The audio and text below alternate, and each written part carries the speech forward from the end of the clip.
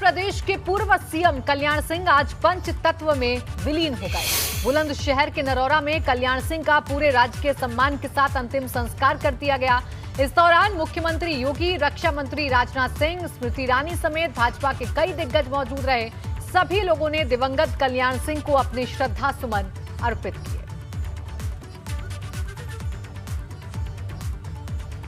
तो उत्तर प्रदेश के पूर्व सीएम कल्याण सिंह पंचतत्व में विलीन हो गए और इसी के साथ राजनीति में एक युग की समाप्ति हुई।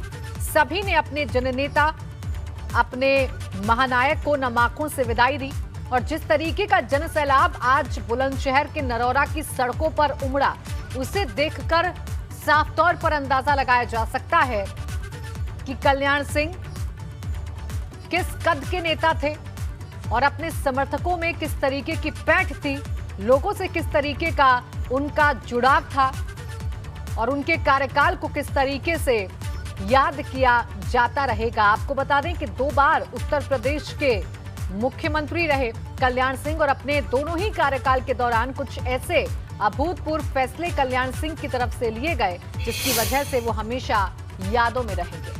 पूर्व मुख्यमंत्री कल्याण सिंह बाबूजी की अंतिम यात्रा में भारी सैलाब उमड़ा। जिस भी रास्ते से बाबूजी का पार्थिव शरीर गुजरा, लोगों की आंखें नम हो गई। महिलाएं, बुजुर्ग, बच्चों ने उन पर पुष्प वर्षा की।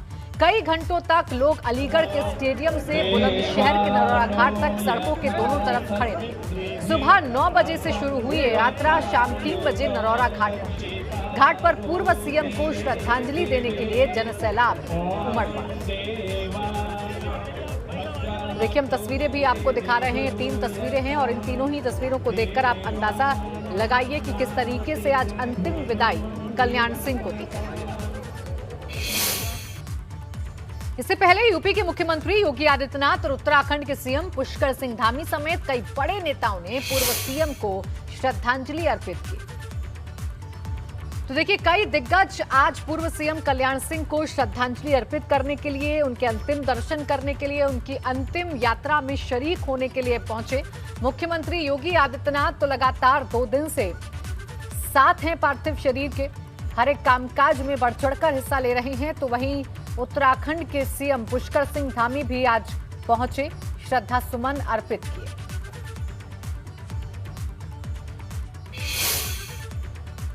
और पंचतत्व में विलीन होने के बाद पूर्व सीएम को लेकर ट्वीट किया मुख्यमंत्री ने, उन्हें याद करते हुए, और लिखा, उन्होंने कल्याण सिंह को राम भक्त बताते हुए कहा कि राम भक्ति में उन्होंने शासन सत्ता का त्याग किया और राम की शरण में चले गए। उन्होंने कुछ पंक्तियों के जरिए याद किया। पंक्तियां थी, राम भक्ति में तज दिया अपने सिर का ताज, राम शरण की ओर चले परम राम भक्त आज।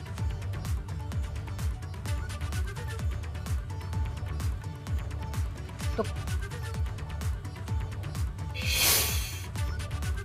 बुलंदशहर में पूर्व मुख्यमंत्री कल्याण सिंह की अंत्येष्टि और पंचतत्व में विलीन होने के बाद मुख्यमंत्री योगी आदित्यनाथ ने उन्हें श्रद्धांजलि देते हुए उन्हें गरीबों और वंचितों की आवाज बताया। राम जन्मभूमि के नायक और उत्तर प्रदेश में गरीबों, दलितों, वंचितों, पिछड़ों की आवाज रहे भारत माता के ऐसे महान सपूत को प्रदेशवासियों की ओर से विनम्र श्रद्धांजलि देता हूं। पूर्व मुख्यमंत्री स्वर्गीय कल्याण सिंह को लेकर यूपी सरकार ने एक बड़ा ऐलान किया है। डिप्टी सीएम केशव प्रसाद मौर्य ने कहा कि लखनऊ, अयोध्या, प्रयागराज, बुलंदशहर, अलीगढ़ समेत प्रदेश के 6 जिलों में एक-एक सड़कों का नाम कल्याण सिंह मार्ग होगा, जिसमें अयोध्या में राम जन्मभूमि परिसर जाने वाली सड़क का नाम कल्याण सिंह मार्ग के नाम पर होगा। केशव प्रसाद मौर्य ने कहा कि पीडब्ल्यूडी विभाग जल्द इसकी कागजी प्रक्रिया पूरी कर लेगा। तो देखिए, बुलंदशहर, अलीगढ़, एटा, प्रयागराज, अयोध्या, ये तमाम ऐसे जिले हैं जहां पर कल्याण सिंह मार्ग होगा। लखनऊ, प्रयागराज में कल्याण सिंह मार्ग होगा। इसके साथ ही साथ अयोध्या में श्री राम जन्मभूमि तक जाने वाला रास्ता भी कल्याण सिंह मार्ग कहलाएगा।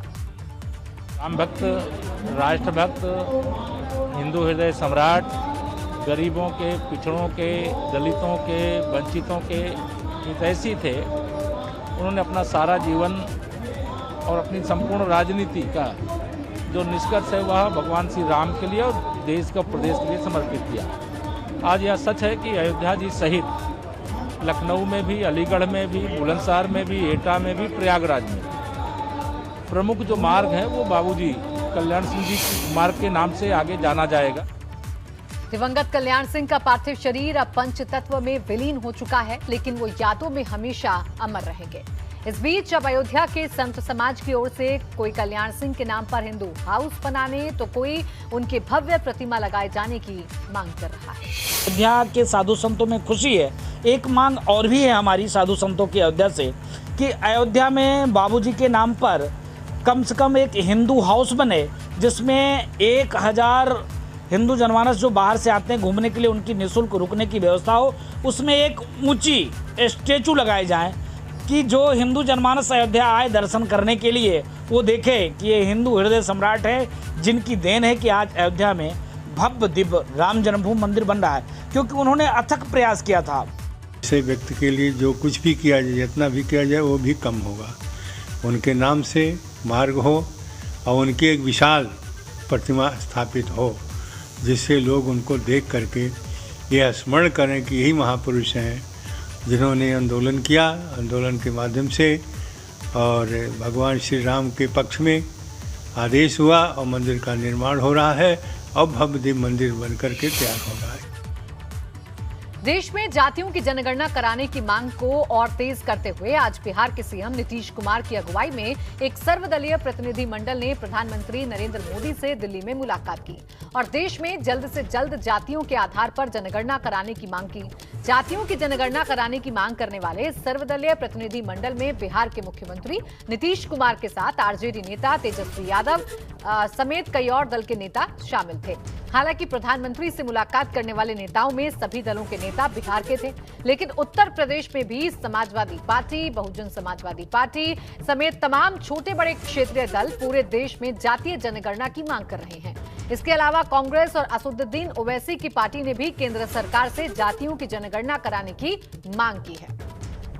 लगातार इस बात को कह रहे हैं हमारे राष्ट्रीय अध्यक्ष जी कि जातिगत जनगणना कराइए। जो जातियों में झगड़ा आप कराते हैं, जो आपके बताते हैं कि ये ज़्यादा है, ये कम है, इसका हिस्सा मिला, इसका नहीं मिला, आरक्षण सही मिला, गलत मिला, तो आप एक बार जाति जनगणना करा देंगे तो हर जाति को ये मालूम चल जाएगा कि हमारी क्या संख्या है, क्या हमारा हक है, कितना हमारा हिस्सा है, और उसके मुताबिक उसको हक हिस्सा देने का काम जो भी दल होगा उसे करना चाहिए। जातियों के आधार पे जनगणना होनी चाहिए।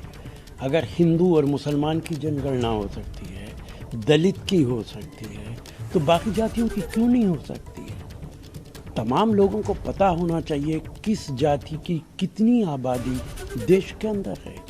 या तो इस बुनियाद पे जनगणना करनी ही बंद कर दी जाए, कौन हिंदू है, कौन मुसलमान है, कौन सिख है, कौन किस जाति का है।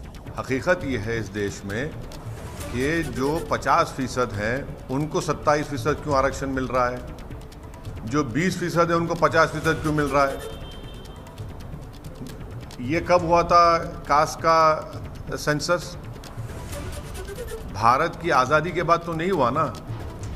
आप तो पुराना इस्तेमाल कर रहे, तो अब करने की ज़रूरत है। सिर्फ विपक्ष ही नहीं बल्कि जातीय जनगणना की मांग का भाजपा के कई नेताओं ने भी समर्थन किया है। यूपी सरकार में श्रम मंत्री स्वामी प्रसाद मौर्य का कहना है कि मोदी सरकार ने पिछड़ा वर्ग के कल्याण के लिए कई बड़े कदम उठाए हैं। ऐसे में केंद्र सरकार को जातीय जनगणना करवानी चाहिए। आज जाति आधारित जनगणना की जो मांग उठ रही है वो सही भी है, स्वाभाविक भी है। कोई सरकार पूरी नहीं कर पाई है, मोदी की सरकार इसे भी पूरी करेगी और मैं चाहता हूं ये होना चाहिए, क्योंकि जो भारतीय संविधान की मूल धारणा और भावना है कि सामाजिक और शैक्षिक रूप से पिछड़ेपन के आधार पर अनुसूचित जाति, अनुसूचित जनजाति, पिछड़े वर्गों को आरक्षण की सुविधा दिया जाए। कोरोना संकट पर हाल ही में राष्ट्रीय आपदा प्रबंधन संस्थान ने एक रिपोर्ट तैयार की है, जिसमें सितंबर में फिर से कोरोना के मामले बढ़ने और तीसरी लहर के आने की आशंका जताई है। राष्ट्रीय आपदा प्रबंधन संस्थान की इस रिपोर्ट में कहा गया है कि सितंबर और अक्टूबर में कोरोना के सबसे ज्यादा मामले आ सकते हैं, जिसके बाद हालात फिर से काबू में आने लगेंगे। लेकिन आईआईटी कानपुर के वैज्ञानिक मनिंद्र अग्रवाल ने गणितीय सूत्र मॉडल के आधार पर दावा किया है कि कोरोना संक्रमण की तीसरी लहर की आशंका अब ना के बराबर है। हालांकि उनका कहना है कि कोरोना संक्रमण के मामले में तेजी जरूर आएगी। क्या कहा उन्होंने, आइए सुनाते हैं।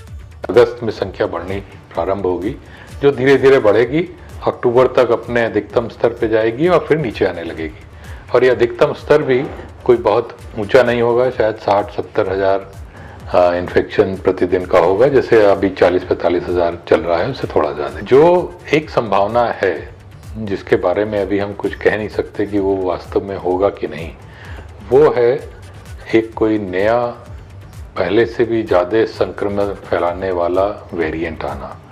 यदि वो वेरिएंट आता है, जो पीक आएगी वो अक्टूबर में रहेगी, लेकिन उसकी ऊंचाई ज़्यादा होगी। वो 1 लाख को भी पार करके 1.25 लाख से 1.5 लाख के बीच तक पहुंच सकती है, लेकिन तब भी उतनी ज़्यादा तीव्र नहीं होगी जैसे दूसरी वेव थी, जहां पे बहुत अधिक संख्या बढ़ गई थी।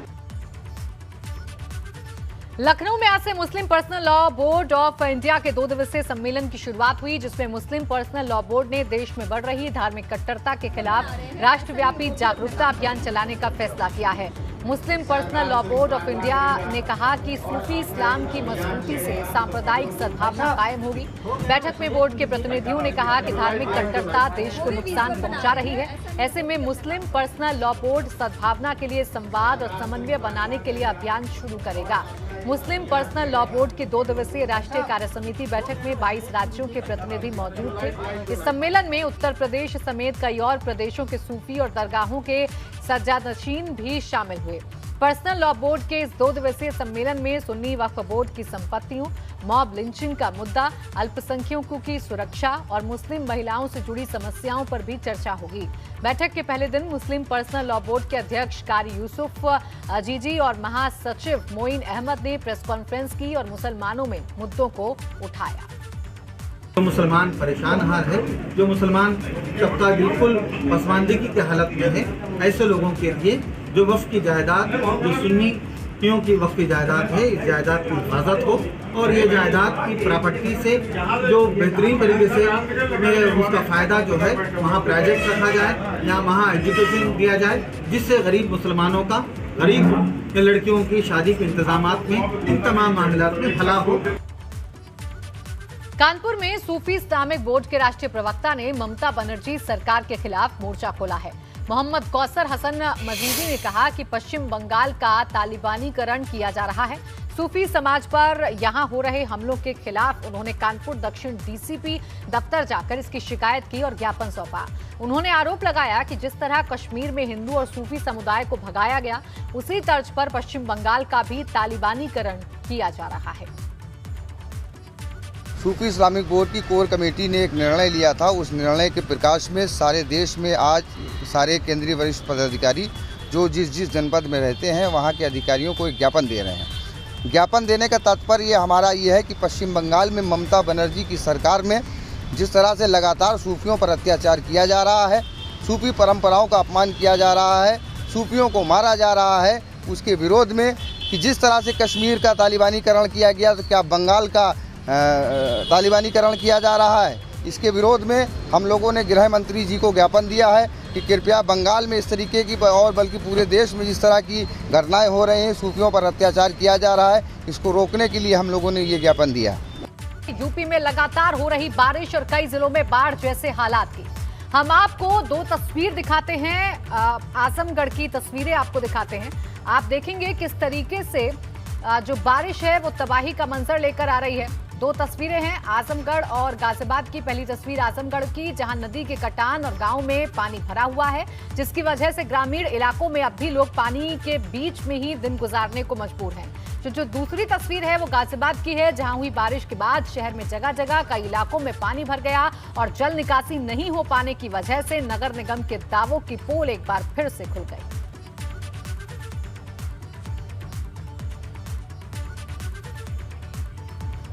देखिए आजमगढ़ की तस्वीर आप देखिए। आजमगढ़ में सरयू नदी वैसे तो खतरे के निशान से नीचे बह रही है, लेकिन तेज कटान के कारण नदी के किनारे बसे कई गांव में लोग दहशत में हैं।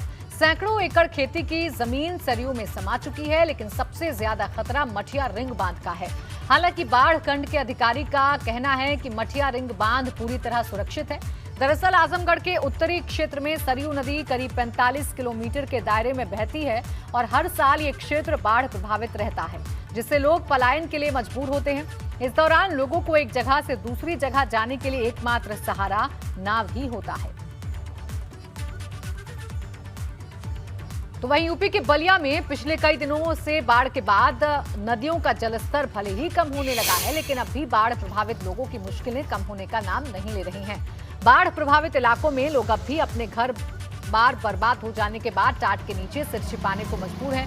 बलिया के बैरिया तहसील के उदयच छपरा गांव में गंगा नदी का पानी घुस जाने से कई लोगों के घर पानी में समा गए हैं और कुछ लोगों के घर ढहने की कगार पर हैं। ऐसे में लोग सड़क किनारे प्लास्टिक की छत डालकर रहने को मजबूर हैं, लेकिन प्रशासन की तरफ से अब तक कोई भी इन लोगों का हाल पूछने नहीं आया।